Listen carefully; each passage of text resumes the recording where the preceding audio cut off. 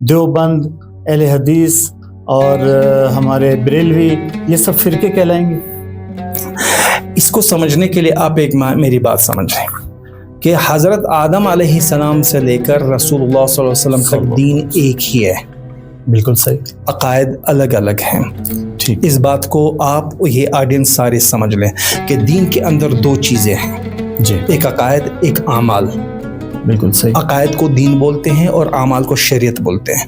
بالکل ٹھیک، آدم علیہ السلام سے رسول اللہ صلی اللہ علیہ وسلم تک عقائد سب کے ایک ہے، جو کہ دین ہے، بالکل ایسا، اور اعمال شریعت ہے۔ شریعت ہر نبی کی الگ الگ تھی۔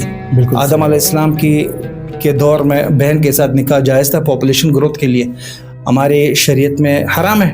بالکل ایسا، حضرت یعقوب علیہ السلام کے دور میں 2 بہنوں کے ساتھ شادی جائز تھی، لیکن یہاں پر بین الاختین 2 بہنوں کے ساتھ شادی آپ نہیں کر سکتے۔ بالکل صحیح، ہر دور میں ہر نبی کی امت میں ایک عقائد میں بگاڑ آیا، صحیح، لیکن رسول اللہ صلی اللہ علیہ وسلم کی امت میں بھی عقائد میں بگاڑ آئے گا۔ ایسا نہیں ہوگا جیسے جس طرح میں نے کہا کہ عیسائیوں کے بدتر کے بدتر سارے کے سارے فرقے دوزخ میں جائیں گے، جی اور اس یہودیوں کے 71 کی 71 فرقے سارے دوزخ میں جائیں گے، لیکن آپ علیہ السلام نے فرمایا لا تزال طائفة من امت ظاہرین علی الحق، میری امت میں ہمیشہ ایک طبقہ ایسا رہے گا جو حق پر ہوگا، لا یضرهم من خذلهم، چاہے جتنے بھی اغدال مغدل اس کے خلاف آئیں، بکواس کریں، لیکن وہ حق پر ہی جمے رہیں گے۔